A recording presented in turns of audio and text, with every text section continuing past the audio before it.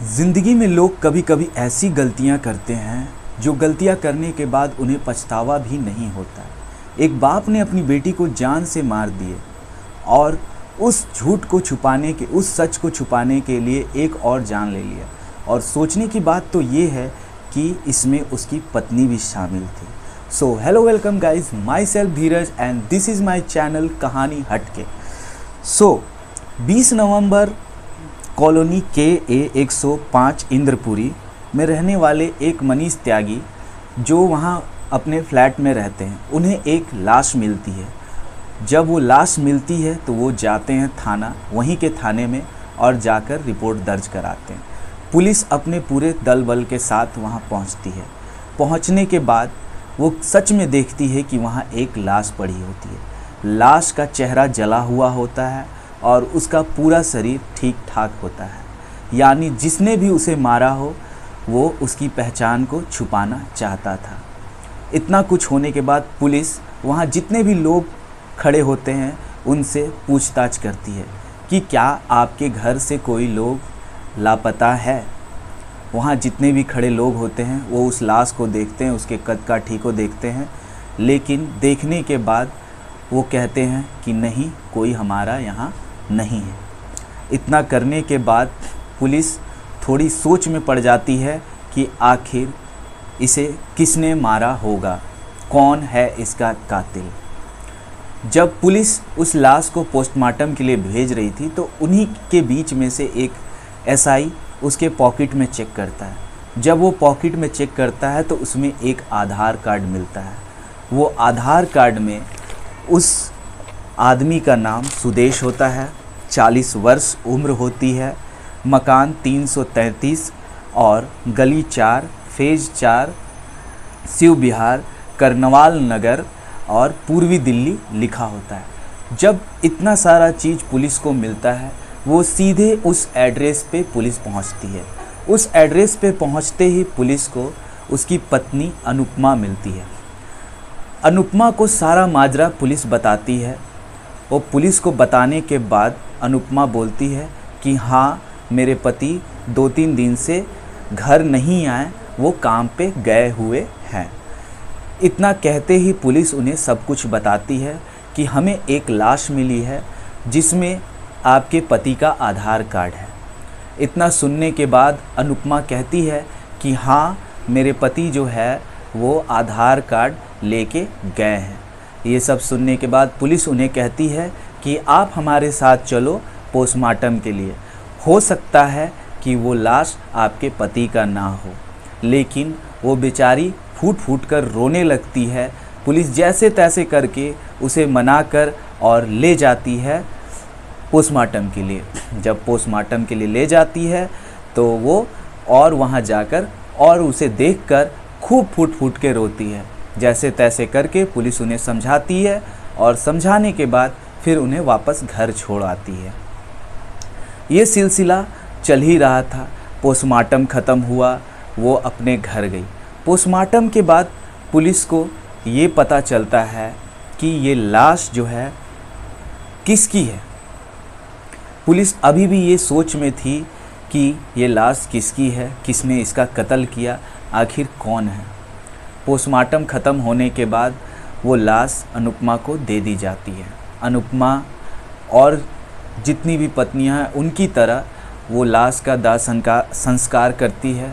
लोग परिजन आते हैं पहचान वाले दाह संस्कार करने के बाद वो, लेकिन पुलिस के मन में अभी भी एक सवाल गूंज रहा था कि आखिर इस आदमी जिसका नाम सुदेश है उसका कत्ल किसने किया है और कौन है इसका कातिल।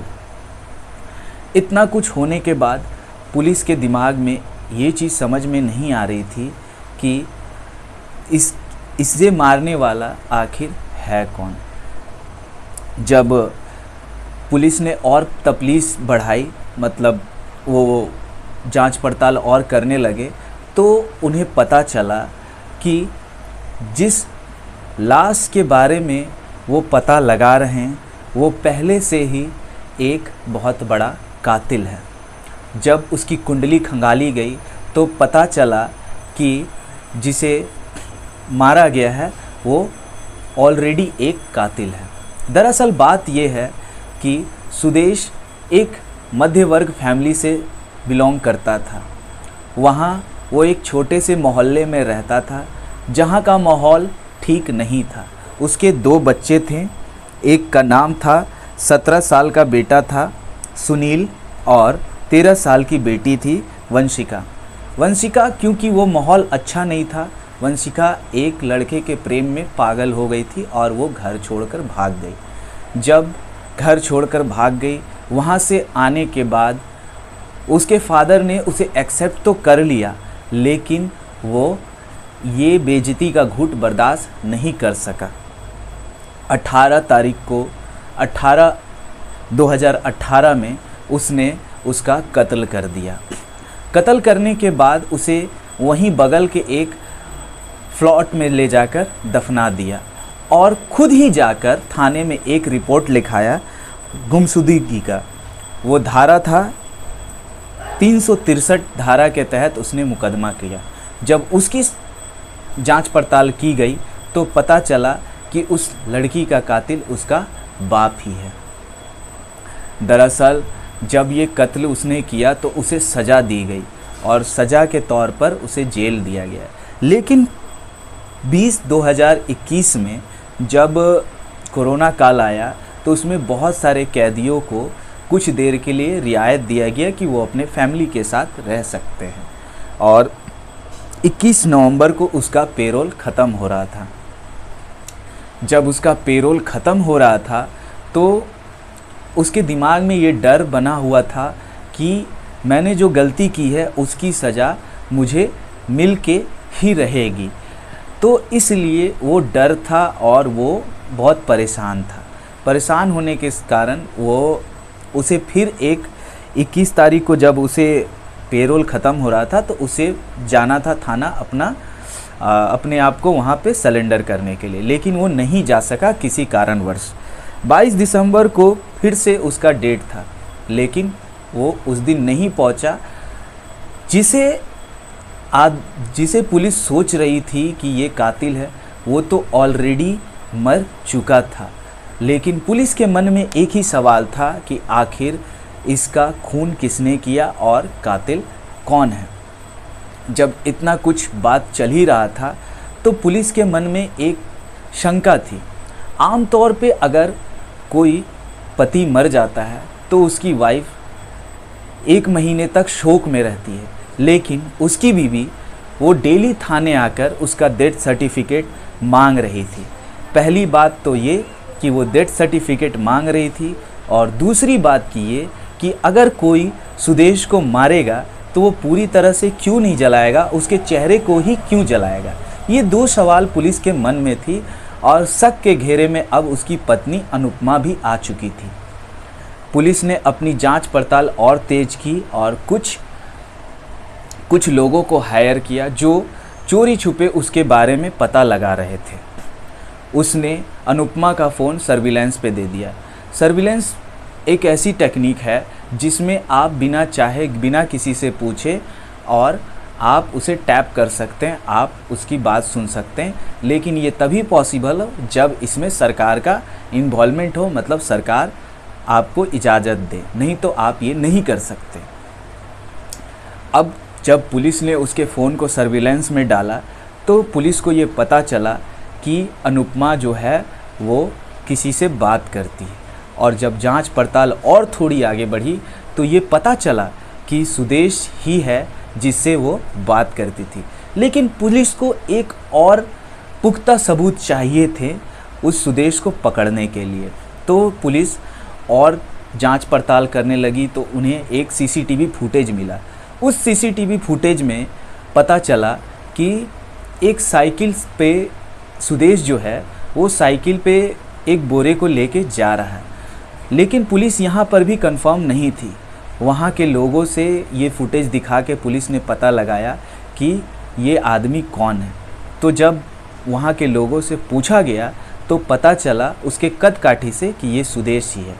पुलिस ने फिर अपने माथे पकड़ लिए कि जिसकी मृत्यु हो गई वो साइकिल से क्या कर रहा है। यहाँ शक के घेरे में अब दोनों आ चुके थे। एक लाश और एक अनुपमा। लेकिन किसी को किसने किसे कब कैसे मारा ये चीज़ पता नहीं चल रहा था।